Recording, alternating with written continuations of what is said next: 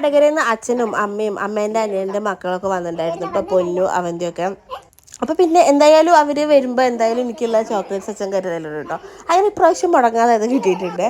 അപ്പോൾ പിന്നെ അവർ കുട്ടികളൊക്കെ കളിപ്പിച്ച് അക്കോനും നിത്തുവിനൊക്കെ കളിപ്പിച്ച് നിത്തു നല്ല ഉറക്കമായിരുന്നു. പിന്നെ അവനെ എണീപ്പിച്ച്, അവരെപ്പോൾ വരുമ്പോഴും അവനെ ഉറക്കമായിരുന്നു. അപ്പോൾ പിന്നെ എന്തായാലും അവനെ എണീപ്പിച്ച് വലിയ അലമ്പൊന്നും ഇല്ലാണ്ട് നിന്നിട്ടോ. വിചാരിച്ച് എണീപ്പിക്കുമ്പോൾ കരയോ വിചാരിച്ചു, കുഴപ്പമൊന്നുമില്ല.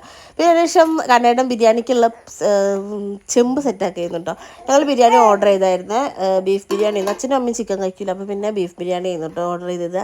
അപ്പോൾ അവന് ബിരിയാണി, അവനും പൊടിയും കൂടി ബിരിയാണിയൊക്കെ സെറ്റാക്കിയാണ്.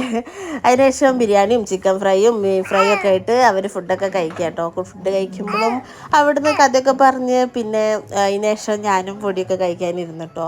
ഞങ്ങൾ അവരൊക്കെ കഴിച്ച് അവരെ വർത്തമാനമൊക്കെ കഴിഞ്ഞ് അപ്പോൾ ഞങ്ങൾ എന്തായാലും അതിൻ്റെ മുന്നേ ഓരോന്നിങ്ങനെ അകത്താക്കിയൊരു വലിയ വിശപ്പൊന്നും ഉണ്ടായില്ല.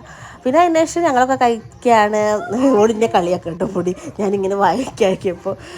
അതിനുശേഷം പിന്നെ കുട്ടികളെങ്ങനെ കളിപ്പിച്ചുകൊണ്ടിരിക്കുക. നിത്തു പിന്നെ ഉറങ്ങിയിട്ട്, അവൻ നല്ല ഉറക്കത്തിൻ്റെ ഇതുണ്ടായിരുന്നു.